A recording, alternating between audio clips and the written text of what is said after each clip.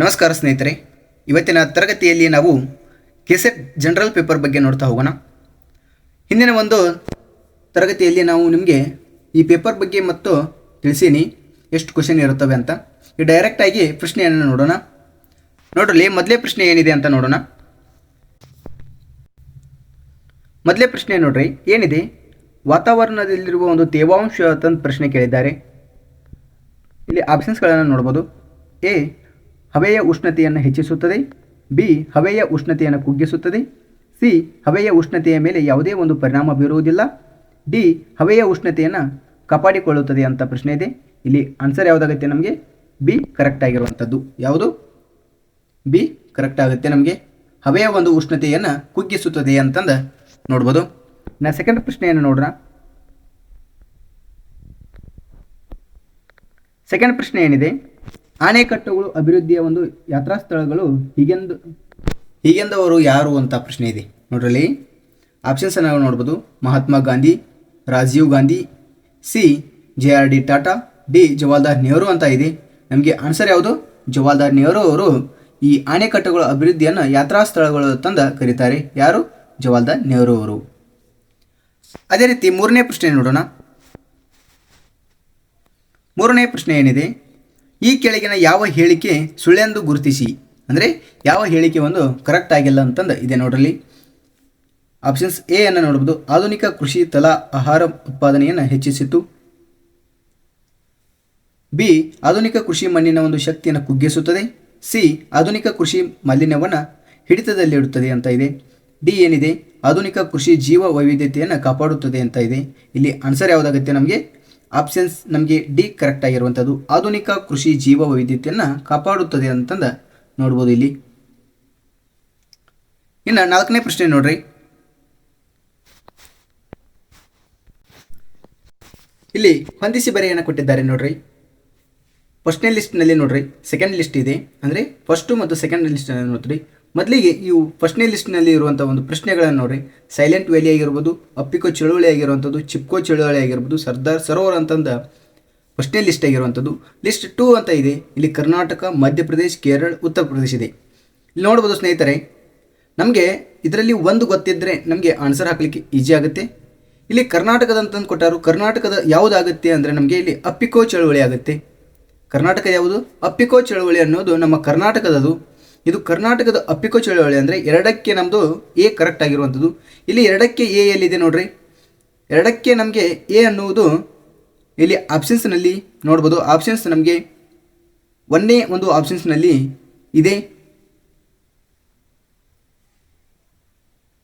ಇನ್ನು silent valley ಅನ್ನುವುದು ಕೇರಳವಾಗಿರುವಂಥದ್ದು. ಅದೇ ರೀತಿ ಚಿಪ್ಕೋ ಚಳುವಳಿಯು ಒಂದು ಉತ್ತರಾಖಂಡದು ಉತ್ತರ ಪ್ರದೇಶ ಆಗಿದೆ. ಇಲ್ಲಿ ಉತ್ತರಾಖಂಡದಾಗುತ್ತೆ ನಮಗೆ. ಇಲ್ಲಿ ಅದು ಉತ್ತರ ಪ್ರದೇಶ ಆಗಿದೆ. ಇದು ಆನ್ಸರ್ ಆಗುವುದಿಲ್ಲ ನಮಗೆ. ಸರ್ದಾರ್ ಸರೋವರನ್ನು ನೋಡ್ರಿ. ಸರ್ದಾರ್ ಸರೋವರವು ಎಲ್ಲಿ ಬರುತ್ತದೆ? ಇದು ಸರ್ದಾರ್ ಸರೋವರ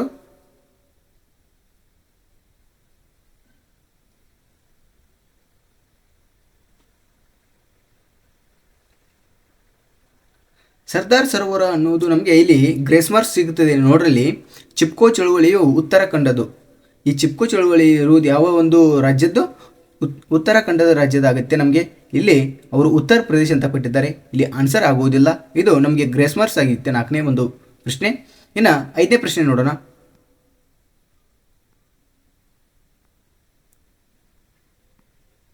ಇಕೋಸಿಸ್ಟಮ್ ಎಂಬ ಪದವನ್ನು ಹುಟ್ಟು ಹಾಕಿದ್ದು ಅಂತ ಪ್ರಶ್ನೆ ಇದೆ. ಇಕೋಸಿಸ್ಟಮ್ ಪದವನ್ನು ಹುಟ್ಟು ಹಾಕಿದ್ದು ಅಂದರೆ ನೋಡ್ರಿ ಆಪ್ಷನ್ಸ್ ಎ ಅನ್ನು ನೋಡ್ರಿ, ಐನ್ಸ್ಟೀನ್ ಆಗಿರ್ಬೋದು.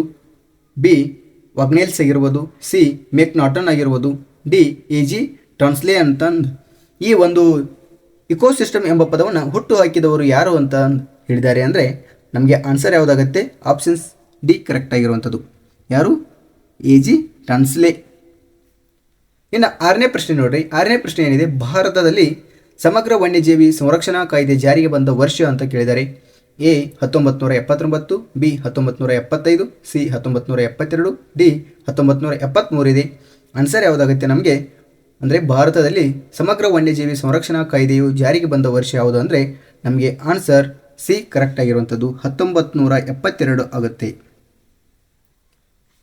ಇನ್ನು ನೆಕ್ಸ್ಟ್ ಪ್ರಶ್ನೆ ನೋಡೋಣ.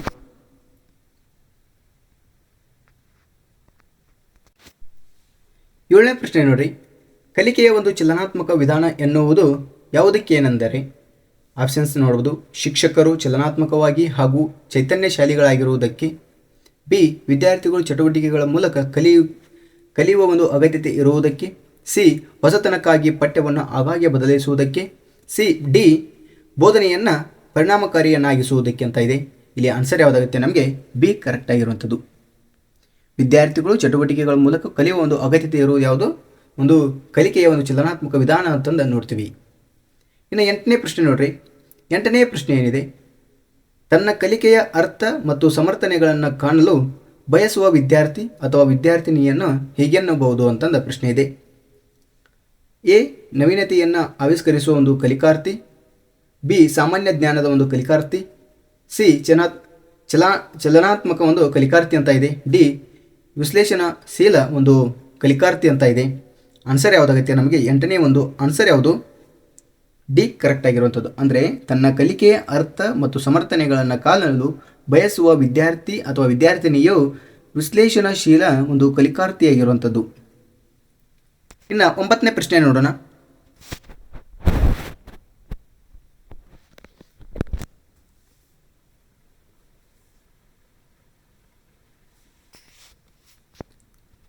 ಒಂಬತ್ತನೇ ಪ್ರಶ್ನೆ ನೋಡ್ರಿ, ಕೆಳಗಿನವುಗಳಲ್ಲಿ ಯಾವ ಆಚರಣೆಯನ್ನು ನೈದಾನಿಕ ಮೌಲ್ಯಮಾಪನ ಎನ್ನಬಹುದು?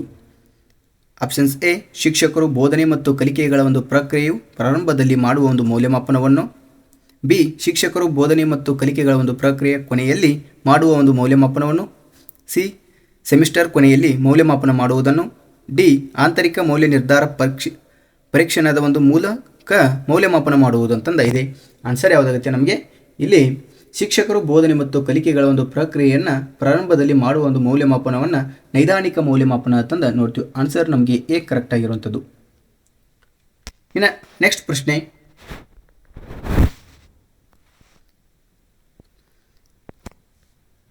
ಫಲ ಪ್ರಮಾಣದ ಶಿಕ್ಷಣದ ತತ್ವದ ನಂಬಿಕೆ ಎಂದರೆ ಎ ಎಲ್ಲ ಕಲಿಕೆಯು ಸಂಪೂರ್ಣವಾಗಿ ಶಿಕ್ಷಕರನ್ನು ಅವಲಂಬಿಸಿರುತ್ತದೆ, ಬಿ ಕಲಿಕೆಯು ಸಂಪೂರ್ಣವಾಗಿ ವಿದ್ಯಾರ್ಥಿಗಳ ಒಂದು ಹೊಣೆಯಾಗಿರುತ್ತದೆ, ಸಿ ಎಲ್ಲ ರೀತಿಯ ಕಲಿಕೆಯ ಸ್ಥಳವು ಸಮಯ ಮತ್ತು ಸಂದರ್ಭಗಳ ಒಂದು ಸನ್ನಿವೇಶವನ್ನು ಅವಲಂಬಿಸಿರುತ್ತದೆ, ಡಿ ಕಲಿಕೆಯು ಶಿಕ್ಷಕ ಮತ್ತು ವಿದ್ಯಾರ್ಥಿಯ ನಡುವಿನ ಒಂದು ಅನನ್ಯ ಪ್ರಕ್ರಿಯೆಯಾಗಿರುತ್ತದೆ ಅಂತ ಇದೆ.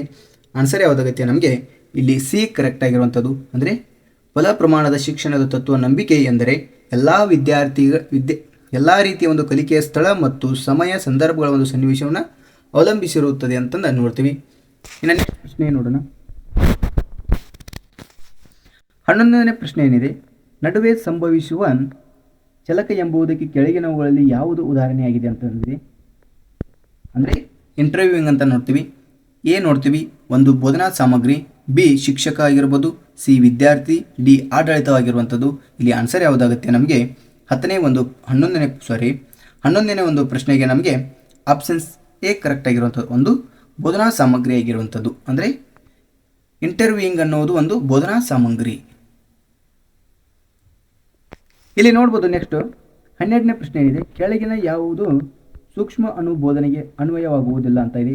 ಎ ಶಿಕ್ಷಣದ ಕೌಶಲ್ಯವನ್ನು ವೃದ್ಧಿಪಡಿಸುವುದರಲ್ಲಿ ಕೇಂದ್ರಿತವಾಗಿರುವುದು, ಬಿ ತರಬೇತಿಗೊಳ್ಳುವವರ ಕಾರ್ಯನಿರ್ವಹಣೆಯ ಒಂದು ನಿರ್ವಿಷ್ಟ,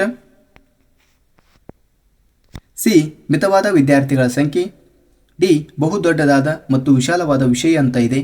ಆನ್ಸರ್ ಯಾವುದಾಗುತ್ತೆ ನಮಗೆ ಸೂಕ್ಷ್ಮ ಅನುಬೋಧನೆಗೆ ಅನ್ವಯವಾಗುವುದಿಲ್ಲ ಅಂದರೆ ಇಲ್ಲಿ ನಮಗೆ ಡಿ ಕರೆಕ್ಟ್ ಆಗಿರುತ್ತೆ. ಬಹುದೊಡ್ಡದಾದ ವಿಶಾಲವಾದ ಒಂದು ವಿಷಯದ ಒಂದು ಸೂಕ್ಷ್ಮಾನುಬೋಧನೆಗೆ ಅನ್ವಯವಾಗುವುದಿಲ್ಲ ಅಂತ ಇದೆ. ಇನ್ನು ನೆಕ್ಸ್ಟ್ ಪ್ರಶ್ನೆ ನೋಡೋಣ.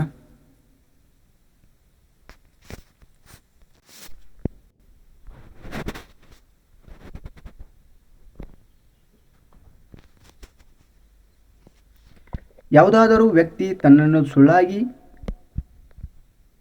ನೌಕಾಧಿಕಾರಿ ಎಂದು ಬಿಂಬಿಸಿಕೊಳ್ಳಲು ನೌಕಾಧಿಕಾರಿಯ ಸಮವಸ್ತ್ರ ದುರುಪಯೋಗ ಪಡಿಸಿಕೊಂಡರೆ ಅವನು ಅಥವಾ ಅವಳು ಯಾವ ಕಾಯ್ದೆಯಡಿ ತಪ್ಪಿಸ್ತಳುವಂತ ಪ್ರಶ್ನೆ ಇದೆ.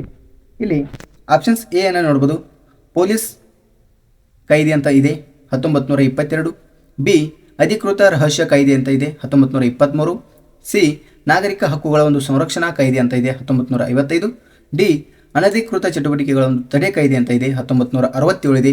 ಆನ್ಸರ್ ಯಾವುದಾಗುತ್ತೆ ನಮಗೆ 13ನೇ ಒಂದು ಪ್ರಶ್ನೆಗೆ ಬಿ ಕರೆಕ್ಟ್ ಆಗಿರುವಂಥದ್ದು. ಅಧಿಕೃತ ರಹಸ್ಯ ಕಾಯ್ದೆ 1923. ನೆಕ್ಸ್ಟ್ ಪ್ರಶ್ನೆ ನೋಡೋಣ.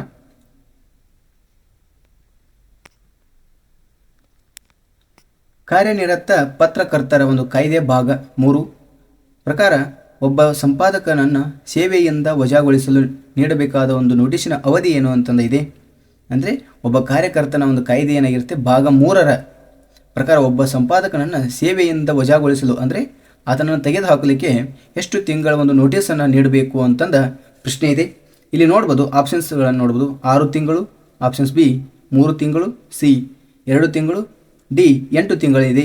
ಇಲ್ಲಿ ಒಬ್ಬ ವ್ಯಕ್ತಿಯನ್ನು ವಜಾಗೊಳಿಸಲಿ ಅಂದರೆ ಪತ್ರಕರ್ತನನ್ನು ವಜಾಗೊಳಿಸಬೇಕಾದ್ರೆ ಎಷ್ಟು ತಿಂಗಳಿಗೆ ನಾವು ನೋಟಿಸನ್ನು ನೀಡಬೇಕು ಅಂದರೆ ಇಲ್ಲಿ 6 ತಿಂಗಳುಗಳ ನೋಟಿಸನ್ನು ನೀಡಬೇಕು ಅಂತ, 6 ತಿಂಗಳಿನ ಒಂದು ನೋಟಿಸ್ ನೀಡಬೇಕು ಅಂತಂದ ಪ್ರಶ್ನೆ ಇದೆ. ಇನ್ನು ನೆಕ್ಸ್ಟ್ ಪ್ರಶ್ನೆ ನೋಡೋಣ.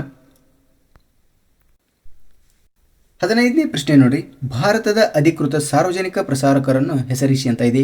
A Doordarshan, B all India radio, C ಪ್ರಸಾರ ಭಾರತೀಯ ಕಾರ್ಪೊರೇಷನ್, ಡಿ ವಾರ್ತಾ ಮತ್ತು ಪ್ರಸಾರ ಸಚಿವಾಲಯ ತಂದ ಇದೆ. ನಮಗೆ ಇಲ್ಲಿ ಭಾರತದ ಅಧಿಕ ಸಾರ್ವಜನಿಕ ಪ್ರಸಾರಕರನ್ನು ನಾವು ಇಲ್ಲಿ ಏನಂತಂದು ಕರಿತೀವಿ ಅಂದರೆ ಪ್ರಸಾರ ಭಾರತೀಯ ಕಾರ್ಪೊರೇಷನ್ ಅಂತಂದು ಕರಿತೀವಿ. ಆಪ್ಷನ್ ಸಿ ಕರೆಕ್ಟ್ ಆಗಿರುವಂಥದ್ದು. 16ನೇ ಪ್ರಶ್ನೆ ನೋಡಬಹುದು. ಭಾರತೀಯ ಪತ್ರಿಕಾ ಮಂಡಳಿಯಲ್ಲಿರುವುದು ಆಪ್ಷನ್ಸ್ಗಳನ್ನು ನೋಡೋದು. ಅಧ್ಯಕ್ಷರು ಮತ್ತು 27 ಜನ ಇತರ ಸದಸ್ಯರು ಅಂತ ಇದೆ. ಬಿ ಅಧ್ಯಕ್ಷರು ಹೊರತಾಗಿ 28 ಸದಸ್ಯರು, ಸಿ ಅಧ್ಯಕ್ಷರು ಮತ್ತು 29 ಜನ ಸದಸ್ಯರು, ಡಿ ಅಧ್ಯಕ್ಷರು ಮತ್ತು 28 ಜನ ಇತರ ಸದಸ್ಯರು ಅಂತ ಇದೆ. ಅಂದರೆ ಭಾರತೀಯ ಪತ್ರಿಕಾ ಮಂಡಳಿಯಲ್ಲಿರುವುದು ಅಂದರೆ ಒಂದು ಪತ್ರಿಕೆ ಅಂದರೆ ನಡೆಸಬೇಕಾದ್ರೆ ಅದರಲ್ಲಿ ಎಷ್ಟು ಸದಸ್ಯರು ಮತ್ತು ಏನೇನು ಯಾರ್ಯಾರು ಇರುತ್ತಾರೆ ಅಂತ ಪ್ರಶ್ನೆ ಇದೆ. ಇಲ್ಲಿ ಆನ್ಸರ್ ಏನಾಗುತ್ತೆ ನಮಗೆ 16ನೇ ಒಂದು ಪ್ರಶ್ನೆಗೆ ಅಧ್ಯಕ್ಷರು ಮತ್ತು 28 ಜನ ಸದಸ್ಯರನ್ನು ಒಳಗೊಂಡಿರುವಂಥದ್ದು ಒಂದು ಪತ್ರಿಕಾ ಮಂಡಳಿ. ಇನ್ನು ನೆಕ್ಸ್ಟ್ ಪ್ರಶ್ನೆ ನೋಡೋಣ. 17ನೇ ಪ್ರಶ್ನೆಯನ್ನು ನೋಡ್ರಿ. 17ನೇ ಪ್ರಶ್ನೆ IPC 124A ಅಡಿಯಲ್ಲಿ ಯಾವುದೇ ವ್ಯಕ್ತಿ ಭಾರತದಲ್ಲಿ ಸಂವಿಧಾನದ ಅನುಸಾರ ರಚನೆಗೊಂಡ ಸರ್ಕಾರದ ವಿರುದ್ಧ ದ್ವೇಷ ಹುಟ್ಟುವಂತೆ ಬರೆದರೆ ಅಥವಾ ಮಾತನಾಡಿದರೆ ಅದು ಯಾವ ಒಂದು ಕಾಯ್ದೆ ಅಡಿಯಲ್ಲಿ ಅಪರಾಧವಾಗುತ್ತದೆ ಅಂತ ಇದೆ. ನೋಡ್ರಲ್ಲಿ ಆಪ್ಷನ್ಸ್ಗಳನ್ನು ನೋಡೋದು. ವಾಕ್ ಮತ್ತು ಅಭಿವ್ಯಕ್ತಿ ಸ್ವತಂತ್ರ, ಬಿ ಶಾಸನ ಸಭಾ ನಿಂದನೆ, ಸಿ ದೇಶದ್ರೋಹ, ಡಿ ಮಾನಹಾನಿ ಅಂತಂದ ಪ್ರಶ್ನೆ ಇದೆ. ನಮಗೆ ಇಲ್ಲಿ ಆನ್ಸರ್ ಯಾವುದಾಗುತ್ತೆ? ಆಪ್ಷನ್ಸ್ ದೇಶದ್ರೋಹ ಅಂತಂದ ಆಗುತ್ತೆ. ಅಂದರೆ ಭಾರತದ ಸಂವಿಧಾನ ಅನುಸಾರ ಒಂದು ರಚನೆಗೊಂಡಿರುವಂಥ ಒಂದು ಸರ್ಕಾರದ ವಿರುದ್ಧ ದ್ವೇಷ ಹುಟ್ಟುವಂತೆ ಮಾಡುವುದು ಅಂದರೆ ಸರ್ಕಾರಕ್ಕೆ ವಿರುದ್ಧವಾಗಿರುವುದಕ್ಕೆ ನಾವು ಏನು ಮಾಡ್ತೀವಿ? ದ್ರೋಹಿ ಅಂತಂದು ಕರಿತೀವಿ. ಇನ್ನು ನೆಕ್ಸ್ಟ್ ಪ್ರಶ್ನೆ ನೋಡೋಣ. 18ನೇ ಪ್ರಶ್ನೆ ಏನಿದೆ? ಭಾರತದಲ್ಲಿ ಒಬ್ಬ ವ್ಯಕ್ತಿ ಇನ್ನೊಬ್ಬ ವ್ಯಕ್ತಿಯ ಮುಂದೆ ಮಾನಹಾನಿ ಮಾಡಿದರೆ ನೀಡಬಹುದಾದ ಶಿಕ್ಷೆ ಎಂದರೆ ಏನು ನೋಡ್ಬೋದು? 4 ವರ್ಷಗಳ ಸರಳ ಸೆರೆಮನೆವಾಸ, ಬಿ ನ್ಯಾಯಾಲಯದ ವಿಧಿಸುವ ಒಂದು ದಂಡ ಆದರೆ ಸೆರೆಮನೆವಾಸವಿಲ್ಲ, ಸಿ 3 ವರ್ಷಗಳ ಒಂದು ಸರಳ ಸೆರೆಮನೆವಾಸ, ಡಿ 2 ವರ್ಷಗಳ ಸರಳ ಸೆರೆಮನೆವಾಸ ಅಥವಾ ದಂಡ ಅಥವಾ ಎರಡು ಅಂತಂದ ಇದೆ. ಇಲ್ಲಿ ಆನ್ಸರ್ ಯಾವುದಾಗುತ್ತೆ ನಮಗೆ? Options D. ಅಂದರೆ ಒಂದು ಭಾರತದಲ್ಲಿ ಒಬ್ಬ ವ್ಯಕ್ತಿ ಇನ್ನೊಬ್ಬ ವ್ಯಕ್ತಿಯನ್ನು ಮಾನಹಾನಿ ಮಾಡಿದರೆ ಆತನಿಗೆ 2 ವರ್ಷಗಳ ಸೆರೆಮನೆವಾಸ ಅಥವಾ ದಂಡನ್ನು ವಿಧಿಸಲಾಗುತ್ತದೆ. ಇನ್ನು ನೆಕ್ಸ್ಟ್ ಪ್ರಶ್ನೆ ನೋಡೋಣ. 19ನೇ ಪ್ರಶ್ನೆಯನ್ನು ನೋಡ್ರಿ. ಈ ಕೆಳಗೆ 2 ಹೇಳಿಕೆಗಳಿವೆ. ಎ ಮತ್ತು ಬಿ ಯನ್ನು ಕೊಡಲಾಗಿದೆ. ನಂತರ ಅವುಗಳ ಒಂದು ನಿರ್ಧಾರಗಳನ್ನು 1 ಮತ್ತು 2ರಲ್ಲಿ ನೀಡಲಾಗಿದೆ. ಹೇಳಿಕೆಗಳನ್ನು ನೀವು ಸರಿ ಎಂದೇ ಪರಿಗಣಿಸಬೇಕು. ಯಾವ ನಿರ್ಧಾರಗಳು ಹೇಳಿಕೆ ಅನುಗುಣವಾಗಿ ತರ್ಕಬದ್ಧವಾಗಿವೆ ಅಂತ ಪ್ರಶ್ನೆ ಇದೆ. ಇಲ್ಲಿ ಹೇಳಿಕೆಗಳನ್ನು ಓದ್ಕೊಡ್ರಿ. ಎ ಏನಿದೆ? ಕೆಲವು ಸಂಗೀತಗಾರರು ಗಾಯಕರು ಅಂತ ಇದೆ. ಇಲ್ಲಿ ನೋಡ್ರಿ ತಿಳಿಸ್ತೀನಿ.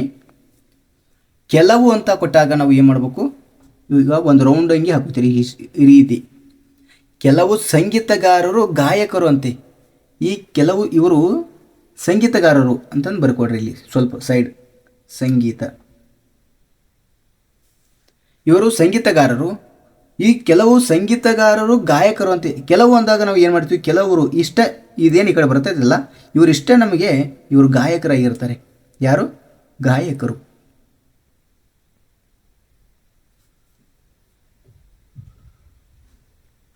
ಗಾಯಕರು. ಇನ್ನು ಎಲ್ಲ ಗಾಯಕರು ನೃತ್ಯಗಳು ಅಂತಿದೆ. ಈ ಎಲ್ಲ ಗಾಯಕರು ಏನಕ್ಕರು ನೃತ್ಯಗಳು ಅಂತ. ಇವರು ಎಲ್ಲರೂ ಇವರೆಲ್ಲರೂ ಏನು ಗಾಯಕರು ಇದಾರಲ್ಲ, ಇವರು ನೃತ್ಯ ಮಾಡ್ತಾರಂತ ಈ ಎಲ್ಲ ಗಾಯಕರು.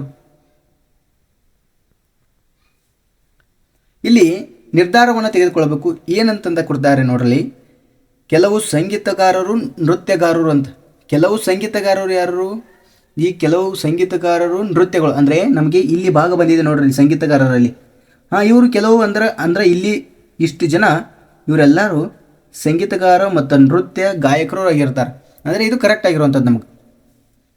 ಕೆಲವು ಸಂಗೀತಗಾರರು ನೃತ್ಯಗಾರರು ಆಗಿರ್ತಾರೆ, ಆದರೆ ಅವ್ರೇನು ಕೇಳ್ತಾರೆ, ಎಲ್ಲ ಸಂಗೀತಗಾರರು ನೃತ್ಯಗಾರರು ಅಂತ ಕೇಳ್ತಾರೆ. ಅದು ತಪ್ಪಾಗತ್ತೆ. ಅಂದರೆ ಕೆಲವು ಅಂತಂದರೆ ಕೆಲವು ಮಾತ್ರ ಬಂದಿದ್ದಾರೆ ನಮಗೆ ಇಲ್ಲಿ ನೋಡ್ತೀವಲ್ಲ.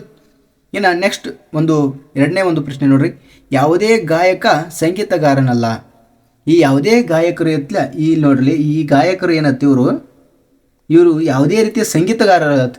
ಇವು ಒಟ್ಟ ಸಂಗೀತೊಳಗೆ ಬರಂಗಿಲ್ಲತ್ತ. ಆದರೆ ಇಲ್ಲಿ ಬಂದಾರಲ್ಲ ಅರ್ಧ ಭಾಗ ಗಾಯಕರು ಸಂಗೀತಗಾರರಿಗೆ ಬಂದಿದ್ದಾರೆ ನೋಡ್ರಿ. ಇಲ್ಲಿ ಇವರು ಸಂಗೀತಗಾರಕ್ಕೆ ಬಂದಿದ್ದಾರೆ.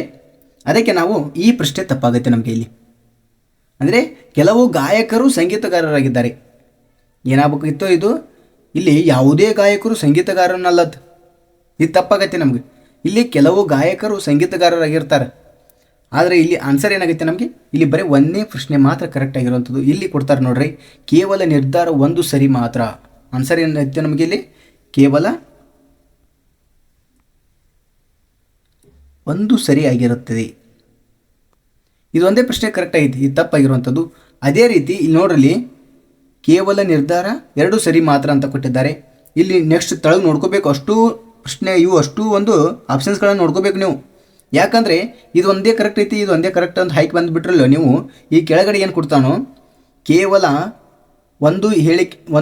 ಒಂದೇ ಪ್ರಶ್ನೆ ಕರೆಕ್ಟ್ ಆಗಿರುವಂಥದ್ದು, ಎರಡನೇದು ತಪ್ಪಾಗಿರುವಂಥದ್ದು, ಈ ರೀತಿಯೂ ಕೊಡ್ತಾನು. ಇಲ್ಲ ಕೇವಲ ಎರಡೂ ಕರೆಕ್ಟ್ ಆಗಿರುವಂಥದ್ದು, ಇಲ್ಲ ಎರಡೂ ತಪ್ಪಾಗಿರುವಂಥದ್ದು, ಈ ರೀತಿಯಾಗಿ ಕೊಡ್ತಾನು. ಇಲ್ಲಿ ನೋಡ್ಬೋದು, ನಿರ್ಧಾರ 1 ಅಥವಾ ನಿರ್ಧಾರ 2 ಎರಡೂ ಅನುಸರಿಸುವುದಿಲ್ಲ, ಇದು ತಪ್ಪಾಗಿರುವಂಥದ್ದು. ಎರಡರಲ್ಲಿ ನಿರ್ಧಾರ 1 ಅಥವಾ 2 ಅನುಸರಿಸುವುದು ಅಂತಂದ ಪ್ರಶ್ನೆ ಇದೆ, ಇದು ತಪ್ಪಾಗುತ್ತೆ. ಆದರೆ ನಮಗೆ ಆನ್ಸರ್ ಏನಾಗುತ್ತೆ ಇಲ್ಲಿ,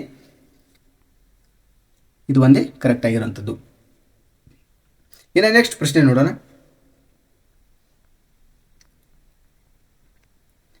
20ನೇ ಪ್ರಶ್ನೆ ಏನಿದೆ, ಭಾರತ ಸರ್ಕಾರವು ಸ್ಮಾರ್ಟ್ ನಗರ ಮತ್ತು ಯೋಜನೆ ರೂಪಾಯಿ 100 ಕೋಟಿ ಪ್ರತಿ ವರ್ಷ 5 ವರ್ಷಗಳ ಕಾಲ ನಿಯೋಜಿಸಲು ನಿರ್ಧರಿಸಿದೆ ಅಂತ ಪ್ರಶ್ನೆ ಇದೆ. ಇಲ್ಲಿ ನೋಡ್ಬೋದು ನಿರ್ಧಾರಗಳನ್ನು ನೋಡ್ರಿ. ರೂಪಾಯಿ 500 ಕೋಟಿಯ ಸ್ಮಾರ್ಟ್ ನಗರಗಳನ್ನು ಭಾರತದಲ್ಲಿ ಅಭಿವೃದ್ಧಿಪಡಿಸಲು ಸಾಕಾಗುವುದಿಲ್ಲ. ಏನಿದೆ ಪ್ರಶ್ನೆ ಅಂತ ನೋಡ್ಕೋಬೇಕು. ಮೊದಲು ನೋಡ್ಬೋದು, ಇಲ್ಲಿ ಅವರು ಹೇಳಿಕೆ ಕೊಟ್ಟಿದ್ದಾರೆ, ನೀವು ನಿರ್ಧಾರಗಳನ್ನು ನೀವು ತೆಗೆದುಕೊಳ್ಬೇಕು, ಅದಕ್ಕೆ ಕರೆಕ್ಟ್ ಆಗಿರುವಂಥದ್ದು, ಇಲ್ಲ ತಪ್ಪಾಗುತ್ತೆ ಅಂತ.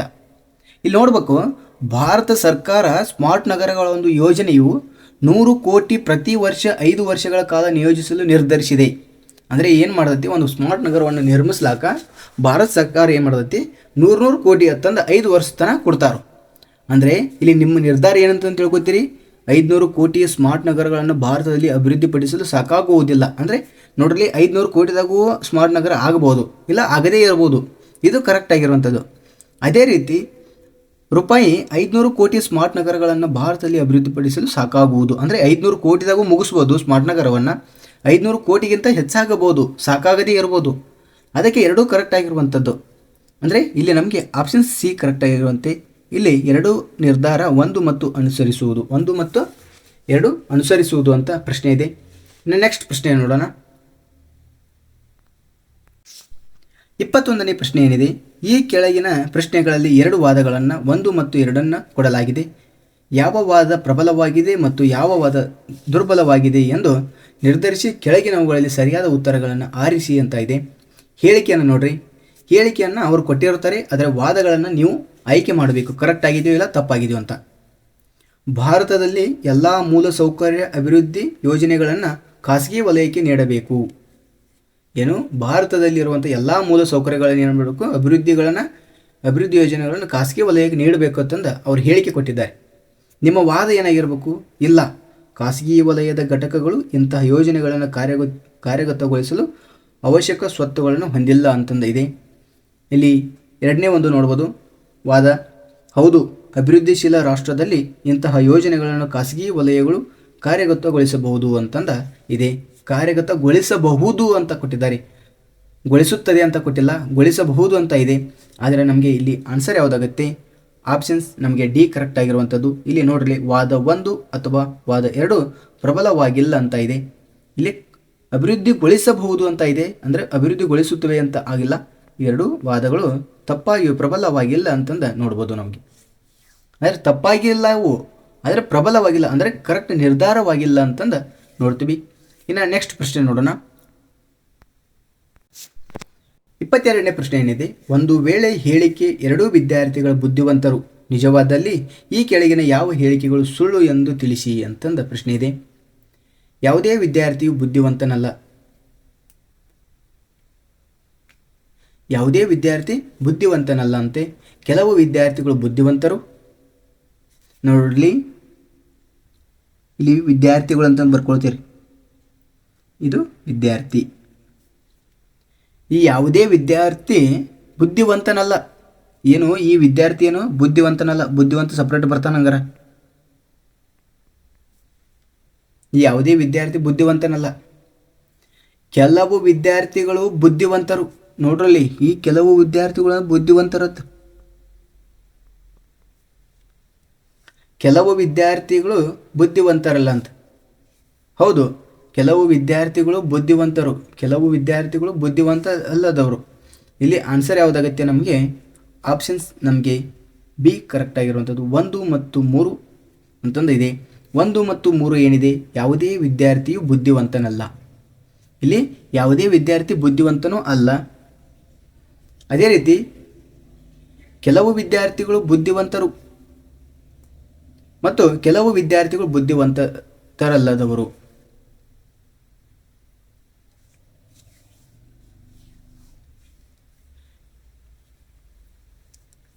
ಇಲ್ಲಿ ನಮಗೆ ಆನ್ಸರ್ ಯಾವುದಾಗುತ್ತೆ? ಆಪ್ಷನ್ಸ್ ಬಿ ಕರೆಕ್ಟ್ ಆಗಿರುವಂಥದ್ದು.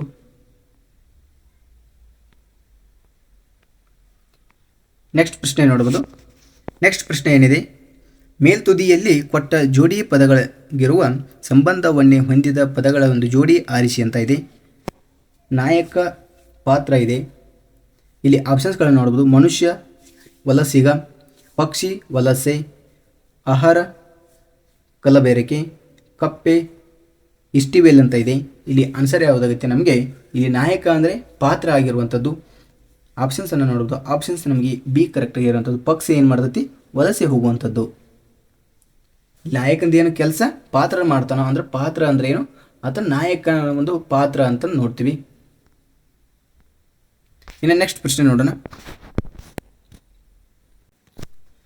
ಇಲ್ಲಿ 24ನೇ ಪ್ರಶ್ನೆಯನ್ನು ನೋಡ್ಬೋದು. ಈ 24ನೇ ಪ್ರಶ್ನೆಯನ್ನು 6 ಜನ ಸ್ನೇಹಿತರು ABCDEF ಇದ್ದರು. ಎಲ್ಲರೂ ಕೆಳಗಿನ ಒಂದು ಆಟದಲ್ಲಿ ಪರಿಣಿತರು. ಬೇಸ್ಬಾಲ್, ವಾಲಿಬಾಲ್, ಕ್ಯಾರಂ, ಹಾಕಿ, TT ಮತ್ತು ಪೋಲೋ. ಪ್ರತಿಯೊಬ್ಬರೂ ಒಂದು ಕಾರಿನ ಮಾಲೀಕರು ಮತ್ತು ಬಣ್ಣ ಬೇರೆ ಬೇರೆಯಾಗಿದ್ದು ಹಳದಿ, ಹಸಿರು, ಕಪ್ಪು, ಬಿಳಿ, ನೀಲಿ ಮತ್ತು ಕೆಂಪು. ಡಿ ಪೋಲೋ ಆಡುತ್ತಾನೆ ಮತ್ತು ಹಳದಿ ಬಣ್ಣದ ಕಾರಿನ ಮಾಲೀಕ. ಸಿ ಹಾಕಿ ಮತ್ತು TT ಆಡುವುದಿಲ್ಲ ಮತ್ತು ನೀಲಿ ಅಥವಾ ಹಳದಿ ಕಾರಿನ ಮಾಲೀಕನಲ್ಲ. ಸಿ ಹತ್ತಿರ ಬಿಳಿ ಕಾರಿದೆ ಮತ್ತು ಬೇಸ್ಬಾಲ್ ಆಡುತ್ತಾನೆ. ಬಿ TT ಆಡುವುದಿಲ್ಲ ಮತ್ತು ಕೆಂಪು ಕಾರಿನ ಮಾಲೀಕ. ಎ ಕ್ಯಾರಂ ಆಡುತ್ತಾನೆ ಮತ್ತು ಕಪ್ಪು ಕಾರಿನ ಮಾಲೀಕ. ಈ ವಿಷಯವನ್ನು ಅರಿತು ಕೆಳಗಿನ ಒಂದು ಪ್ರಶ್ನೆಯನ್ನು ಉತ್ತರಿಸಿ ಅಂತ ಇದೆ. ನೋಡ್ರಲ್ಲಿ, ಈ ರೀತಿ ಒಂದು ಪ್ರಶ್ನೆಗಳನ್ನು ನಿಮಗೆ ಹಿಂದಿನ ಒಂದು ಅಂದರೆ ನಾನು ಮ್ಯಾಥ್ಸ್ ಕ್ಲಾಸ್ನಲ್ಲಿ ಅಂದರೆ ಮೆಂಟಲ್ ಎಬಿಲಿಟಿ ಕ್ಲಾಸ್ನಲ್ಲಿ ತಿಳಿಸೀನಿ. ನೋಡ್ರಲ್ಲಿ ಹೋಗಿ ನೀವು ಸ್ವಲ್ಪ. ಇಲ್ಲಿ ಪ್ರಶ್ನೆ ಏನಿದೆ? ಎಫ್ ಯಾವ ಬಣ್ಣದ ಕಾರು ಹೊಂದಿದ್ದಾನೆ ಅಂತಂದ ಪ್ರಶ್ನೆ ಕೊಟ್ಟಿದ್ದಾರೆ.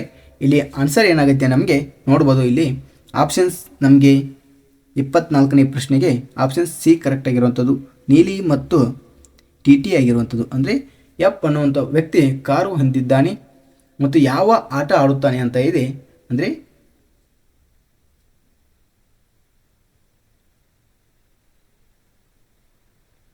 TT ಅಂತ ಇದೆ. ನೀಲಿ ಕಾರು ಮತ್ತು TT ಆಟವನ್ನು ಆಡುತ್ತಾನೆ ಅಂತಂದು ಇದೆ. ಇಲ್ಲಿ ನಿಮಗೆ ತಿಳಿಸ್ಬೇಕಂದ್ರೆ ಸ್ವಲ್ಪ ನಮಗೆ ಇಲ್ಲಿ ಕನ್ಫ್ಯೂಸ್ ಆಗುತ್ತೆ, ಬರೀಲಿಕ್ಕೆ ಹ್ಯಾಂಡ್ ರೈಟಿಂಗ್ ಸರಿ ಹೋಗೋದಿಲ್ಲ. ಅದಕ್ಕೆ ನಿಮಗೆ ಒಂದು ಮೆಂಟಲ್ ಎಬಿಲಿಟಿ ಕ್ಲಾಸ್ನಲ್ಲಿ ತಿಳಿಸೀನಿ. ನೋಡ್ರಲ್ಲಿ, ಇನ್ನು ನೆಕ್ಸ್ಟ್ ಪ್ರಶ್ನೆ ನೋಡೋಣ.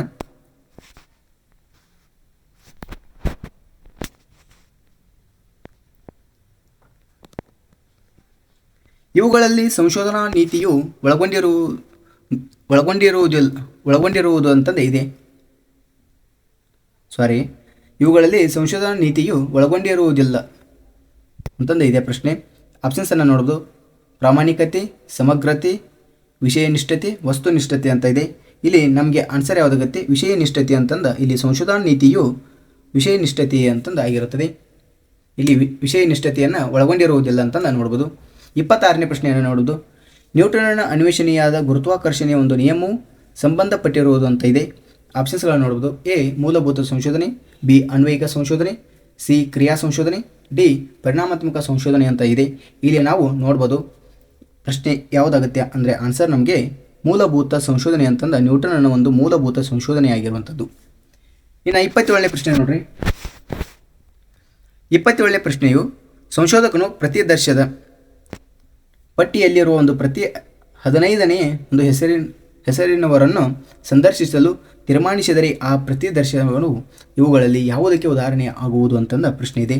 ಎ ವರ್ಗಿಕ ಪ್ರತಿದರ್ಶ, ಬಿ ಕ್ರಮಬದ್ಧ ಪ್ರತಿದರ್ಶ, ಸಿ ಉದ್ದೇಶಿತ ಪ್ರತಿದರ್ಶ, ಡಿ ಅನುಕ್ರಮ ಪ್ರತಿದರ್ಶ ಅಂತ ಇದೆ. ನಾವು 27ನೇ ಒಂದು ಪ್ರಶ್ನೆಗೆ ಆನ್ಸರ್ ಯಾವುದಾಗುತ್ತೆ ಅಂದರೆ ಬಿ ಕರೆಕ್ಟ್ ಆಗಿರುವಂಥದ್ದು, ಕ್ರಮಬದ್ಧ ಪ್ರತಿದರ್ಶ ಅಂತಂದು ನೋಡ್ತೀವಿ.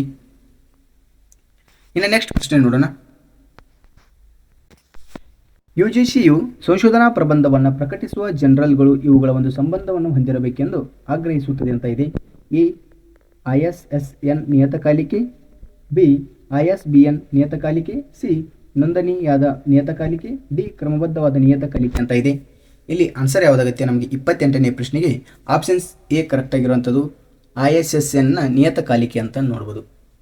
ಇನ್ನು 29ನೇ ಪ್ರಶ್ನೆ ನೋಡ್ರಿ. ಸಂಶೋಧನೆಯಲ್ಲಿ ಬಾಹ್ಯ ಸಿಂಧುತ್ವ ಎನ್ನುವುದು ಯಾವುದಕ್ಕೆ ಸಂಬಂಧಪಟ್ಟಿದೆ ಎಂದರೆ ಎ ಅಭ್ಯಾಸದ ತೀವ್ರತೆ, ಬಿ ಕ್ರಮಬದ್ಧ ನಿರ್ದಿಷ್ಟತೆಗೆ, ಸಿ ಸಂಶೋಧನೆಯ ವಿಷಯವು ಸಂಶೋಧಕನ ನೈಜ ಜೀವನಕ್ಕೆ ಹೊಂದಿರುವ ಒಂದು ಸಂಬಂಧ ಅಂತ ಇದೆ, ಡಿ ಇದೆ ಪಡೆಯುವ ಫಲಿತಾಂಶವನ್ನು ಎಷ್ಟರ ಮಟ್ಟಿಗೆ ಸಾಮಾನ್ಯೀಕರಿಸಬಹುದೆಂದು ಇದೆ. ಇಲ್ಲಿ ಆನ್ಸರ್ ನೋಡ್ಬೋದು 29ನೇ ಪ್ರಶ್ನೆಗೆ ನಮಗೆ ಡಿ ಕರೆಕ್ಟ್ ಆಗಿರುವಂಥದ್ದು.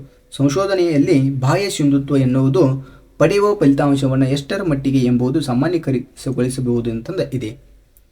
30ನೇ ಪ್ರಶ್ನೆ ನೋಡ್ರಿ. 30ನೇ ಪ್ರಶ್ನೆ ಅವಲಂಬಿತ ಚಲಕದ ಮೇಲೆ ಪ್ರಾಸಂಗಿಕವಾಗಿ ಆಗಬಹುದಾದ ಪರಿಣಾಮವನ್ನು ತನಿಖೆ ಮಾಡುವುದನ್ನು ಹೀಗೆಂದು ಕರೆಯುತ್ತೇವೆ. ಎ ನೋಡ್ಬೋದು ಸರ್ವೇಕ್ಷಣಾ ಸಂಶೋಧನೆ, ಬಿ ಎಕ್ಸ್ಪೋಸ್ಟ್ ಫ್ಯಾಕ್ಟೋ ಸಂಶೋಧನೆ ಅಂತ ಇದೆ, ಸಿ ಕ್ರಿಯಾ ಸಂಶೋಧನೆ ಇದೆ, ಡಿ ಕ್ಷೇತ್ರ ತನಿಖೆ ಅಂತ ಇದೆ. ಅಂದರೆ ಅವಲಂಬಿತ ಒಂದು ಚಲಕದ ಮೇಲೆ ಪ್ರಾಸಂಗಿಕವಾಗಿ ಆಗಬಹುದಾದಂಥ ಒಂದು ಪರಿಣಾಮವನ್ನು ತನಿಖೆಗೆ ಏನಂತ ಕರಿತೀವಿ ನಾವು ಇಲ್ಲಿ ಎಕ್ಸ್ಪೋಸ್ಟ್ ಫ್ಯಾಕ್ಟೋ ಸಂಶೋಧನೆ ಅಂತಂದು ನೋಡ್ತೀವಿ. ಆನ್ಸರ್ ನಮಗೆ ಬಿ ಕರೆಕ್ಟ್ ಆಗಿರುವಂಥದ್ದು. ಇನ್ನು 31ನೇ ಪ್ರಶ್ನೆ ಏನಿದೆ. ಯೂನಿವರ್ಸಿಟಿ ನ್ಯೂಸ್ ವಾರಪತ್ರಿಕೆಯನ್ನು ಹೊರತಂದ ಒಂದು ಸಂಸ್ಥೆ ಯಾವುದು ಅಂತ ಇದೆ. ನ್ಯಾಕ್ ಆಗಿರ್ಬೋದು, UGC, AIU, MHRD ಅಂತ ಇದೆ. ಇಲ್ಲಿ ಯೂನಿವರ್ಸಿಟಿಯ ಒಂದು ನ್ಯೂಸ್ ವಾರಪತ್ರಿಕೆಯನ್ನು ಹೊರತಂದ ಸಂಸ್ಥೆ ಅಂತಂದು ಕೇಳಿದ್ದಾರೆ. ಹೊರತಂದ ಸಂಸ್ಥೆ ಯಾವುದನ್ನು ಇಲ್ಲಿ ಅಂದರೆ AIU ಅಂತಂದು ನೋಡ್ತೀವಿ. ಆಪ್ಷನ್ ಸಿ ಕರೆಕ್ಟ್ ಆಗಿರುವಂಥದ್ದು. ಇನ್ನು 32ನೇ ಪ್ರಶ್ನೆ. ನ್ಯಾಕ್ನ ನಿರ್ದೇಶಕರನ್ನು ಹೆಸರಿಸಿ. Professor VS Prasad, B professor AN Rai, C professor HA Ranganath, professor DP Singh ಅಂತ ಇದೆ. ಇಲ್ಲಿ ನ್ಯಾಕ್ನ ನಿರ್ದೇಶಕರು ಯಾರು? 32ನೇ ಪ್ರಶ್ನೆಗೆ ನಮಗೆ ಇಲ್ಲಿ ಗ್ರೇಸ್ ಮಾರ್ಕ್ಸ್ ಆಗಿರುತ್ತೆ. ಇಲ್ಲಿ ತಪ್ಪಾದ ಒಂದು ಪ್ರಶ್ನೆಯನ್ನು ಕೊಟ್ಟಿದ್ದಾರೆ. ಇಲ್ಲಿ ನೋಡ್ರಲ್ಲಿ ಈ ಪ್ರಶ್ನೆ ಗ್ರೇಸ್ ಮಾರ್ಕ್ಸ್ ಆಗಿರುತ್ತೆ. ಯಾಕೆಂದರೆ ಇಲ್ಲಿ ನಮಗೆ ಎಕ್ಯುರೇಟ್ ಆಗಿ ಕೊಟ್ಟಿಲ್ಲ, ನ್ಯಾಕ್ನ ನಿರ್ದೇಶಕರು ಅಂತ ಕೊಟ್ಟಿದ್ದಾರೆ. ಅಂದರೆ ಈ ಪ್ರಸ್ತುತ ನ್ಯಾಕ್ನ ನಿರ್ದೇಶಕರು ಅಂತಂದು ಕೊಟ್ಟಿಲ್ಲ. ಇಲ್ಲಿ ಬರೇ ನ್ಯಾಕ್ನ ನಿರ್ದೇಶಕರು ಅಂತ ಇದೆ. ಅದಕ್ಕೆ ನಮಗೆ ಇಲ್ಲಿ 2017ರ ಕ್ವಶನ್ ಪೇಪರ್ ಆಗಿರೋದರಿಂದ ಅವರು 2017ರಲ್ಲಿ ನ್ಯಾಕ್ನ ನಿರ್ದೇಶಕರು ಅಂತ ಕೊಡಬೇಕಿತ್ತು, ಇಲ್ಲ ಪ್ರಸ್ತುತ ನ್ಯಾಕ್ನ ನಿರ್ದೇಶಕರು ಅಂತ ಕೊಡಬೇಕಾಗಿತ್ತು. ಹಾಗೆ 2017ರಲ್ಲಿ ಪ್ರಸ್ತುತದಲ್ಲಿ ಪ್ರೊಫೆಸರ್ DP ಸಿಂಗ್ ರವರು 2017ರಲ್ಲಿ ಇವರು ನ್ಯಾಕ್ನ ನಿರ್ದೇಶಕರಾಗಿರ್ತಾರೆ. ಆದರೆ ಇದು ನಿಮಗೆ ಗ್ರೇಸ್ ಮಾರ್ಕ್ಸ್ ಆಗಿರುತ್ತೆ. ಇನ್ನು ನೆಕ್ಸ್ಟ್ ಪ್ರಶ್ನೆ ನೋಡೋಣ. ರೂಸಾ ಎಂದರೆ ರೂಸಾದ ಒಂದು ವಿಸ್ತೃತ ರೂಪವನ್ನು ಕೇಳಿದ್ದಾರೆ. ನೋಡ್ರಲ್ಲಿ ಹಿಂದಿನ ಒಂದು ತರಗತಿಯಲ್ಲಿ ಪ್ರಶ್ನೆಯನ್ನು ಕೇಳಿದ್ದಾರೆ. 2021 ಒಂದು ಕ್ವಶನ್ ಪೇಪರಲ್ಲಿ ನಿಮಗೆ ಹೇಳಿದ್ದೀನಿ. ನೋಡ್ರಲ್ಲಿ ಏನಿದು ರೂಸಾದ ಒಂದು ವಿಸ್ತೃತ ರೂಪ ಏನು? ಆಪ್ಷನ್ಸನ್ನು ನೋಡ್ಬೋದು. ನಮಗೆ ರಾಷ್ಟ್ರೀಯ ಉನ್ನತ ಸಂಸ್ಕೃತಿ ಅಭಿಯಾನ ಎ ಆಗಿರುವಂಥದ್ದು, ಬಿ ರಾಷ್ಟ್ರೀಯ ಉಚ್ಚತರ ಒಂದು ಶಿಕ್ಷಣ ಅಭಿಯಾನ ಆಗಿರುವಂಥದ್ದು, ಆಪ್ಷನ್ ಸಿ ರಾಷ್ಟ್ರೀಯ ಉನ್ನತ ಸ್ತ್ರೀ ಅಭಿಯಾನ ಅಂತ ನೋಡ್ತೀವಿ, ಆಪ್ಷನ್ಸ್ ಡಿ ರಾಷ್ಟ್ರೀಯ ಉಚ್ಚ ಸಾಹಿತ್ಯ ಅಭಿಯಾನ ಅಂತ ಇದೆ. ನಮಗೆ ರೂಸಾದ ಒಂದು ವಿಸ್ತೃತ ರೂಪ ಏನಿದೆ, ನಮಗೆ ಆನ್ಸರ್ ಆಗಿರುವಂಥದ್ದು ರಾಷ್ಟ್ರೀಯ ಉಚ್ಚತರ ಶಿಕ್ಷಣ ಅಭಿಯಾನ ಅಂತಂದು ನೋಡ್ತೀವಿ. ಇನ್ನು 34ನೇ ಪ್ರಶ್ನೆ, ಸಂವಿಧಾನ ರಚನಾ ಸಭೆಯಲ್ಲಿ ಭಾರತೀಯ ಸಂವಿಧಾನಕ್ಕೆ ಒಪ್ಪಿಗೆ ದೊರೆತ ದಿನವಂತ ಕೇಳಿದ್ದಾರೆ. ನೋಡ್ರಲ್ಲಿ ಅಂದರೆ ಸಂವಿಧಾನ ರಚನಾ ಸಭೆ ಅಂದರೆ ಭಾರತೀಯ ಸಂವಿಧಾನಕ್ಕೆ ಒಪ್ಪಿಗೆ ದೊರೆತಂಥ ದಿನ ಯಾವುದು ಅಂತಂದು ಕೇಳಿದ್ದಾರೆ. ನಮಗೆ ಇಲ್ಲಿ ಜನವರಿ ಆಗಲ್ಲ, ಜನವರಿಗಿಂತ ಹಿಂದೆ ಯಾವುದು ಬರುತ್ತೆ? ನವೆಂಬರ್. ಅಂದರೆ ನಮಗೆ 1949ರಲ್ಲಿ ಈ ಸಂವಿಧಾನಕ್ಕೆ ಒಂದು ಒಪ್ಪಿಗೆ ಆಗುತ್ತೆ. ಈ ಸಂವಿಧಾನಕ್ಕೆ ಒಪ್ಪಿಗೆ ಆದಾಗ ನಮಗೆ ಆನ್ಸರ್ ಯಾವುದಾಗುತ್ತೆ ಇಲ್ಲಿ ನೋಡ್ರಿ, ಆಪ್ಷನ್ಸ್ಗಳನ್ನು ನೋಡ್ರಿ. ಮೊದಲು 26 ಜನವರಿ 1956, ಬಿ 26 ನವೆಂಬರ್ 1949, ಸಿ 26 ಜನವರಿ 1950, ಡಿ 26 ನವೆಂಬರ್ 1956 ಇದೆ. ಇಲ್ಲಿ 34ನೇ ಒಂದು ಪ್ರಶ್ನೆಗೆ ಆಪ್ಷನ್ಸನ್ನು ನೋಡ್ಬೋದು. ಆಪ್ಷನ್ಸ್ ನಮಗೆ ಬಿ ಕರೆಕ್ಟ್ ಆಗಿರುವಂಥದ್ದು. ಅಂದರೆ ಇದು ಸಂವಿಧಾನಕ್ಕಿಂತ ಮುಂಚೆನೇ ಒಂದು ಜಾರಿಗೆ ಬಂದಿರುವಂಥದ್ದು, ಅಂದರೆ ಒಪ್ಪಿಗೆ ಬಂದಂಥ ಯಾವಾಗ ಸಂವಿಧಾನ ಬರೋಕ್ಕಿಂತ ಮೊದಲು. ಸಂವಿಧಾನ ಯಾವಾಗ ಬಂತು? 1950ರಲ್ಲಿ ಬಂತು ನಮಗೆ. ಇಲ್ಲಿ ನೋಡ್ಬೇಕು ನೀವು, ಈ ಸಂವಿಧಾನ ನಮಗೆ 1950ರಾಗ ಬಂತಿಲ್ಲೋ, ಇದು ಬರೋಬೇಕಾದ್ರೆ ಇದಕ್ಕಿಂತ ಮೊದಲು ಆಗಿತ್ತು ನಮಗೆ. ಇಲ್ಲಿ 56 ಕೊಟ್ಟಿದ್ದಾರೆ ನಮಗೆ, ಇಲ್ಲಿ 56 ಕೊಟ್ಟಿದ್ದಾರೆ. ಆದರೆ ಆನ್ಸರ್ ಇವು ಎರಡೂ ಆಗಲ್ಲ ನಮಗೆ. 56 ಹೆಂಗಾಗ್ತೈತಿ ಅಂದರೆ ಬರೋದು ನಮಗೆ ಸಂವಿಧಾನ 1950ರಾಗ ಬಂದೈತಿ. ಇಲ್ಲಿ ಆನ್ಸರ್ ಏನಾಗೈತಿ ನಮಗೆ ಬಿ ಕರೆಕ್ಟ್ ಆಗಿರುವಂಥದ್ದು. ಇನ್ನು 35ನೇ ಪ್ರಶ್ನೆ ನೋಡ್ರಿ, ಭಾರತದಲ್ಲಿ ಉನ್ನತ ಶಿಕ್ಷಣವು ಯಾರ ಒಂದು ಜವಾಬ್ದಾರಿ ಅಂತ ಇದೆ? ಎ ರಾಜ್ಯ ಮತ್ತು ಕೇಂದ್ರ ಸರ್ಕಾರಗಳು, ಬಿ ರಾಜ್ಯ ಸರ್ಕಾರ, ಸಿ ಕೇಂದ್ರ ಸರ್ಕಾರ, ಡಿ ಖಾಸಗಿ ವಿವಿಗಳು ಅಂತ ವಿಶ್ವವಿದ್ಯಾಲಯಗಳು, ಖಾಸಗಿ ವಿಶ್ವವಿದ್ಯಾಲಯಗಳು ಅಂತಂದು ಇದೆ. ವಿವಿ ಅಂದರೆ ಏನು? ವಿಶ್ವವಿದ್ಯಾಲಯಗಳು. ನೋಡ್ರಲ್ಲಿ 35ನೇ ಒಂದು ಪ್ರಶ್ನೆಗೆ ನಮಗೆ ಆನ್ಸರ್ ಯಾವುದು? ಭಾರತ ಮತ್ತು ಕೇಂದ್ರ ಸರ್ಕಾರಗಳು ಅಂತ ನೋಡ್ತೀವಿ. ಉನ್ನತ ಶಿಕ್ಷಣ ಒಂದು ಯಾರ ಜವಾಬ್ದಾರಿ? ಒಂದು ರಾಜ್ಯ ಮತ್ತು ಕೇಂದ್ರ ಸರ್ಕಾರಗಳದ ಆಗಿರುತ್ತೆ. ನೆಕ್ಸ್ಟ್ ಪ್ರಶ್ನೆ ನೋಡೋಣ.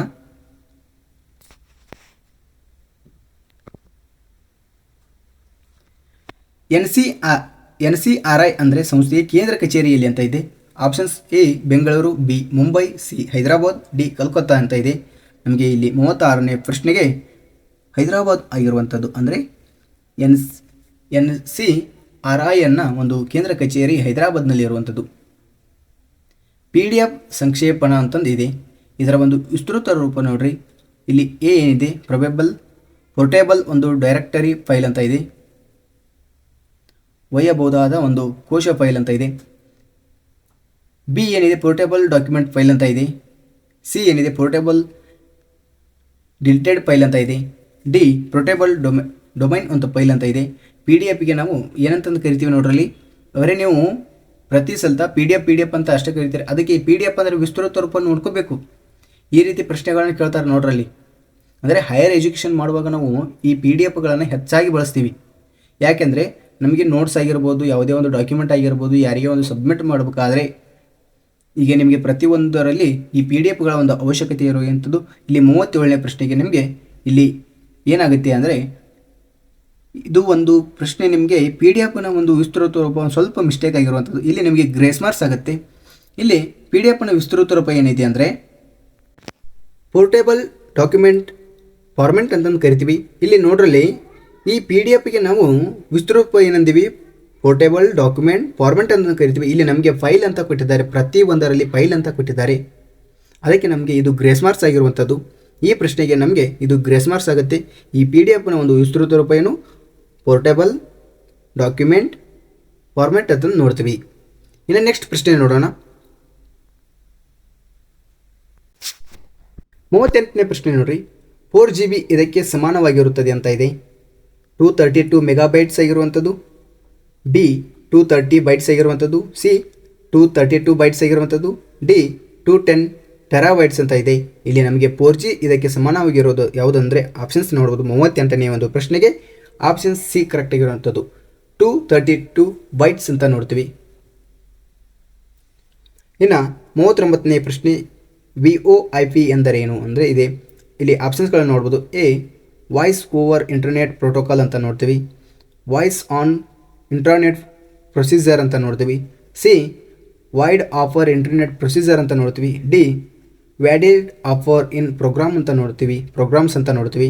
ಇಲ್ಲಿ ಆನ್ಸರ್ ಏನಾಗುತ್ತೆ ನಮಗೆ VoIPಗೆ ನಮಗೆ ಒಂದು ಆನ್ಸರ್ 39ನೇ ಒಂದು ಪ್ರಶ್ನೆಗೆ ಎ ಕರೆಕ್ಟ್ ಆಗಿರುವಂಥದ್ದು ವಾಯ್ಸ್ ಓವರ್ ಇಂಟರ್ನೆಟ್ ಪ್ರೋಟೋಕಾಲ್ ಅಂತ ನೋಡ್ತೀವಿ. ಇಂಟರ್ನೆಟ್ನಲ್ಲಿ ಒಂದು ಧ್ವನಿಯನ್ನು ವಿನಿಮಯ ಮಾಡುವ ಒಂದು ಪ್ರೋಟೋಕಾಲ್ ಅಂತಂದು ನೋಡ್ತೀವಿ. ಇನ್ನು 40ನೇ ಪ್ರಶ್ನೆ ನೋಡ್ರಿ.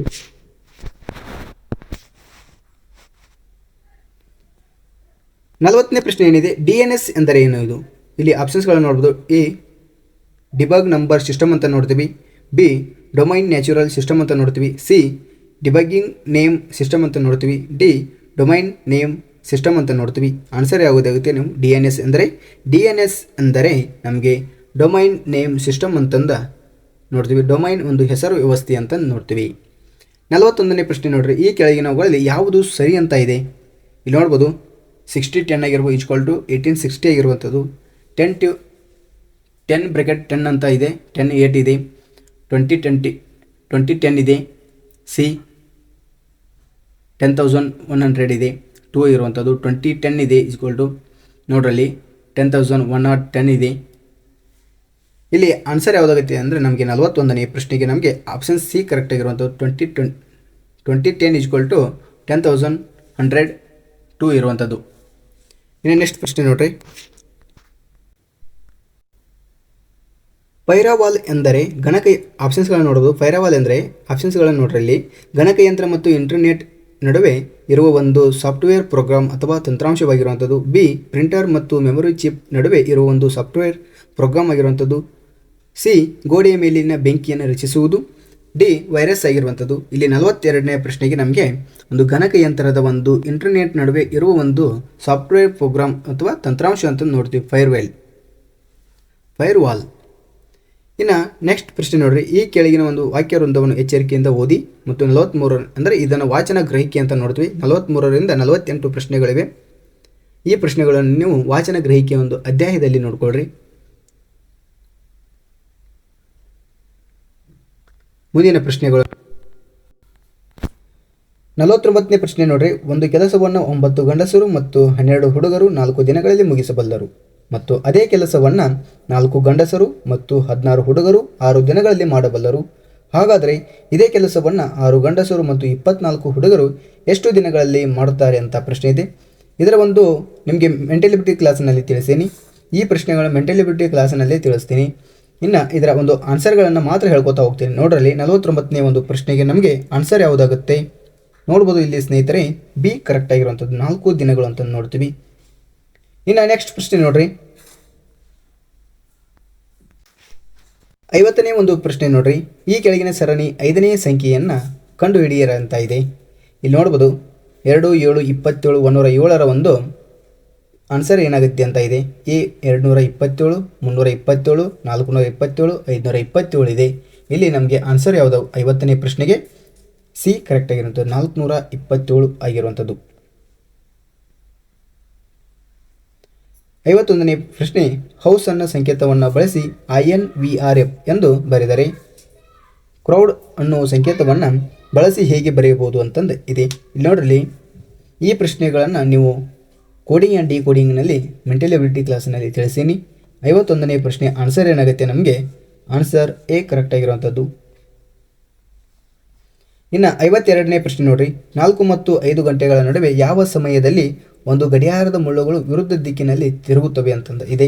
ಈ ಗಡಿಯಾರದ ಒಂದು ಅಧ್ಯಾಯದಲ್ಲಿ ನೀವು ರೀಸನಿಂಗ್ ಒಂದು ಕ್ಲಾಸಿನಲ್ಲಿ ನೋಡ್ರಿ ಹೋಗಿ. ಇಲ್ಲಿ 52ನೇ ಒಂದು ಪ್ರಶ್ನೆಗೆ ನಮಗೆ ಡಿ ಕರೆಕ್ಟ್ ಆಗಿರುವಂಥದ್ದು. 4 ಗಂಟೆ 54 ನಿಮಿಷ 6 6/11 ಆಗುತ್ತೆ. ಇನ್ನು ಮುಂದಿನ ಪ್ರಶ್ನೆ ನೋಡೋಣ. 53ನೇ ಪ್ರಶ್ನೆ. ಎ ಬಿ ಮತ್ತು ಸಿ ಹೂಡಿಕೆಯನ್ನು ಒಂದು ವ್ಯಾಪಾರದಲ್ಲಿ ಮಾಡುತ್ತಾರೆ.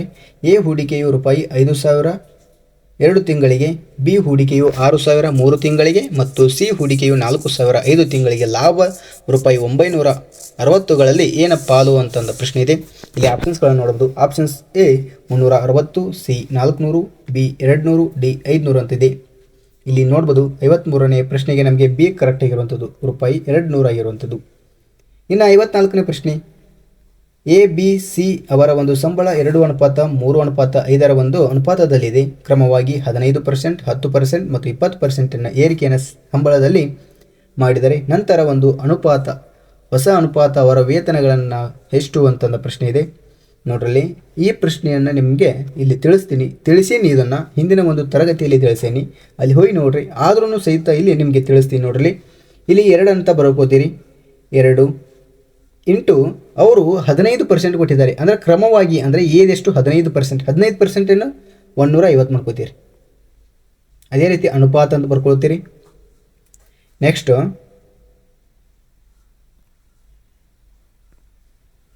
3 ಅಂತ ಬರ್ಕೋತೀರಿ. 3 ಇಂಟು 10% ಇದೆ, ಅಂದರೆ 110% ಆಯಿತು. ಅದೇ ರೀತಿ 5 ಅಂತ ಬರ್ಕೋತೀರಿ. ಅನುಪಾತ ಬರ್ಕೊಂಡು 5 ಅಂತ ಬರ್ಕೋತೀರಿ. ಇಂಟು ಎಷ್ಟು ಬರ್ಕೋತೀರಿ, ಎಷ್ಟಂದರೆ ನಮಗೆ 20% ಕೊಟ್ಟಿದ್ದಾರೆ, ಅಂದರೆ 120 ಅಂತ ಬರ್ಕೊಳ್ತೀರಿ. ಈ ಅಷ್ಟೂ ಸಂಖ್ಯೆಗಳನ್ನು ಕಟ್ತಾ ಹೊಡ್ಕೋರಿ. ನೋಡ್ರಲ್ಲಿ, 15 ಹತ್ತಲೇ ಎಷ್ಟು, ಸಾರಿ, ಇಲ್ಲಿ ನೀವು 10ರಲ್ಲೇ ಹೊಡ್ಕೋರಿ. 15 ಎಷ್ಟು 150, 11 ಎಷ್ಟು 110, 12 ಎಷ್ಟು 120 ಆಗುತ್ತೆ. ಇನ್ನು ಇವುಗಳನ್ನು ಹೊಡೆಯಿರಿ.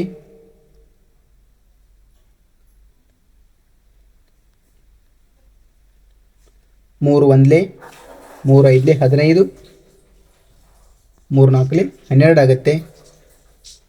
ಇಲ್ಲಿ ನೋಡ್ಬೋದು 5 ಇಂಟು 2 ಮಾಡ್ಕೋರಿ, 6 ಆಯ್ತು, ಸಾರಿ 10 ಆಯಿತು. 10 ಅನುಪಾತ 11 ಅನುಪಾತ, ಇಲ್ಲಿ 5 ಇಂಟು 4 20 ಆಗುತ್ತೆ. ಇಲ್ಲಿ ನೋಡ್ಬೋದು ಆನ್ಸರ್ ನೋಡ್ಬೋದು 10 ಅನುಪಾತ 11 ಅನುಪಾತ 20 ಆಗುತ್ತೆ. 10 ಅನುಪಾತ 11 ಅನುಪಾತ 20 ಎಲ್ಲಿದೆ, ಇಲ್ಲಿ ಆಪ್ಷನ್ಸ್ ನಮಗೆ ಬಿ ಕರೆಕ್ಟ್ ಆಗಿರುವಂಥದ್ದು.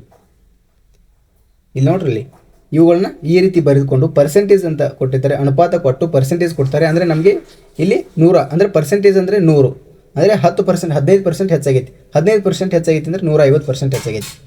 ಈ ರೀತಿ ಬರೆದುಕೊಳ್ಬೇಕು. ಇನ್ನು ಮುಂದಿನ ಪ್ರಶ್ನೆ ನೋಡೋಣ.